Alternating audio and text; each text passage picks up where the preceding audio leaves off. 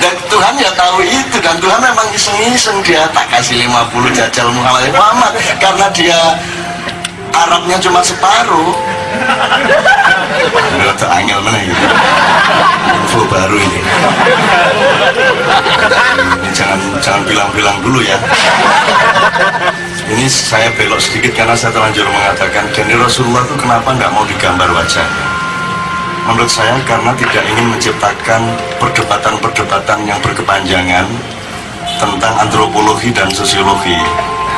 Jadi kalau nanti kelihatan wajah Muhammad sejak awal tahu kita wajahnya bagaimana, nanti lama-lama pada sekian era orang akan melihat kayaknya bukan Arab asli nih orang ini gitu. Mulanya kan terus ditutupi, saya sampai digambar, kok tiba-tiba ribut gak karuan-karuan. Itu alasan pertama.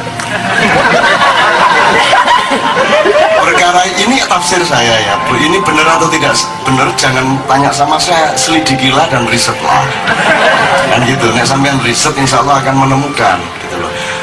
Karena clue atau tanda-tanda yang kedua bahwa Muhammad itu ahistoris dan tidak relevan bahwa dia orang Arab. Pertama soal gambar tadi ya. Nomor dua, mana ada orang Arab lembut tutur katanya, lembut hatinya, penuh kasih sayang.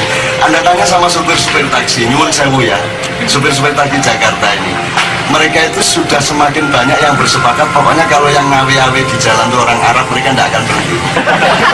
Loh apa ojak, saya bilang gitu ya, Puji ya, apa ojak, waduh cak, angel ini ya Puji, ini soalnya ingin ngidu sakar PDW, cakcu, terus engkau apa itu jenis sepeda, apa itu jenis argo lo dibantah karo wong Arab. Lah wis argo iso dibantah. Dadi kok ribut karo supire. Terus kok kadang-kadang nguntut uang bunyi. Terus ribut merentahin kowe. Kadang-kadang nguyuh banget.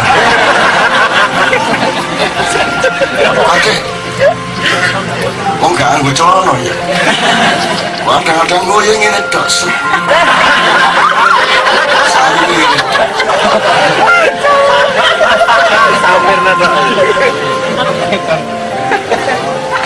Mesti seneng banget. Itu masih untung kalau masih orang-orang Arab. Coba sekarang kalau yang tingkat peserta kontes panjang-panjangan penis sedunia, coba itu kan gawat kalau salah satu supir taksi dinaiki oleh satu orang.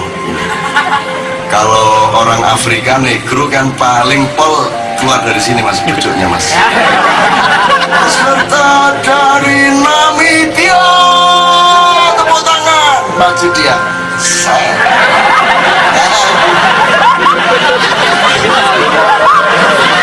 peserta kedua dari Cina, terus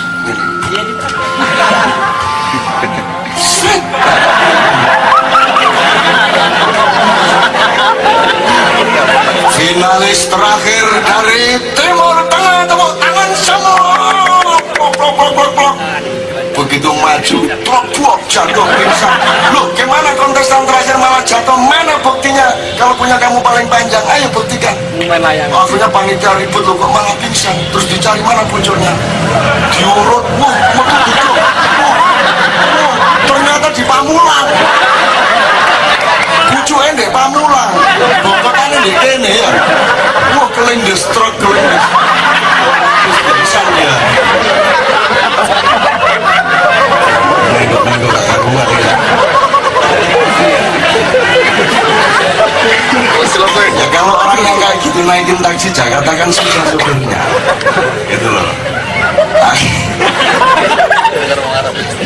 Maka mustahil, maka muncullah para habaib ya Gus ya. Para habaib itu muncul, mereka orang Syria, orang Yaman, orang Hadramaut datang ke Mekah karena kagum mendengar kok ada orang Arab berperilaku dan bertutur kata selembut itu. Kalau jalan Rasulullah itu kan begini, ini jadi seperti orang menuruni bukit, wajahnya menunduk ke bumi. Dan itu tidak ada sepanjang sejarah orang Arab turunannya Nabi Ismail maupun Yahudi turun Nabi Ishak, yang jalannya seperti itu semua kan Dursosono, geratak. Logika ono Arjuna situ iso apa ya gitu kan? Gitu. Jadi aneh bahwa ada orang Arab yang berperilaku seperti Muhammad, maka muncullah para habaib. Sampai sekarang para habaib itu menyebar ke seluruh dunia. Yang nomor 3, saya sudah tanya sama Pak Nur Somad dan kepada teman-teman lain. Fadal Ustaz, sebentar lagi kita mohon antum untuk di sini karena beliau masih sangat capek baru datang. Saya sudah tanya sama beliau, ada tradisi bertapa enggak pada orang Arab maupun Yahudi? Syukur-syukur orang Eropa dan orang-orang yang lain. Fadal Ustaz, tepuk tangan untuk Ustaz Nur Somad.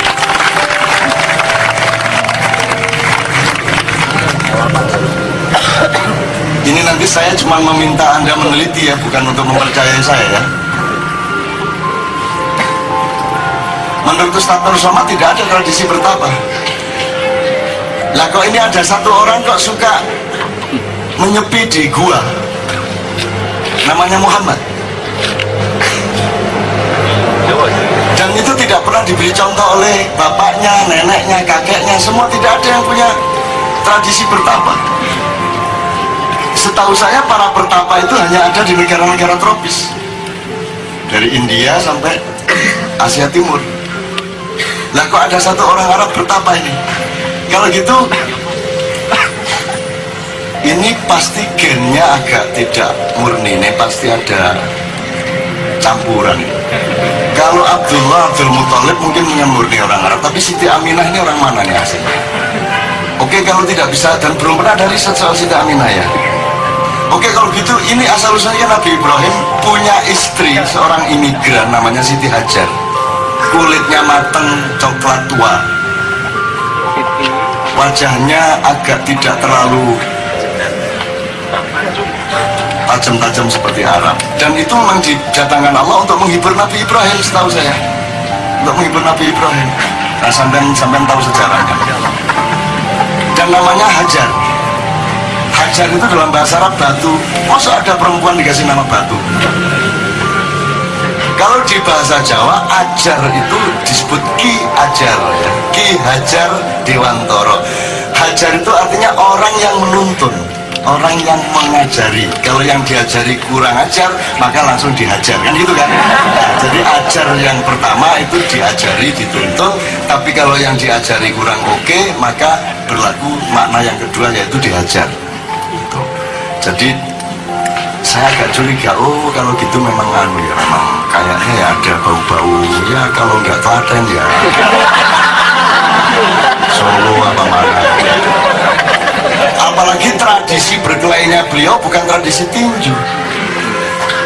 Rasulullah itu nggak suka bertinju, dia sukanya gulat. Jadi kalau strategi bela dirinya Rasulullah itu kayak Steven Seagal, menggunakan kekuatan lawan dan memain momentum. Jadi ketika ada salah seorang kafir yang mengejek-ejek dia gitu kan, di awal-awal dakwah kan jalan ke Ka'bah ngomong-ngomong tentang tauhid, tentang Allah yang sesungguhnya dan seterusnya, terus ada satu orang yang selalu lewat ngejek tauhid nih. Tiap hari gitu, dia Muhammad sedang ngobrol sama siapa, terus dia lewat tauhid. Lama-lama manggil kan, gancuk. Lama-lama langsung beliau berdiri, taruhan wis, duel kita. Kalau saya kalah, saya akan berhenti berdakwah. Bismillah, nyun sewu ya. Tapi kalau saya menang, kamu tidak perlu masuk Islam, tapi kamu jangan ganggu saya lagi. Deal? Begitu deal, dia bilang oke, Rasulullah langsung nungkul mas. Jadi nungkul itu lehernya diginiin sit, sambil kakinya masuk diginiin jet, dikunci. Itu persis betul adegannya.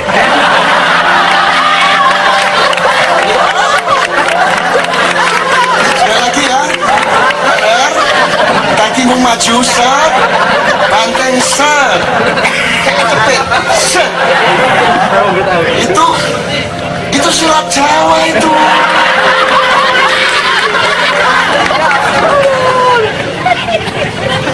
Silat Jawa itu kayak begitu. Nah ini monggo para peneliti. Saya nggak klaim nggak apa, oke.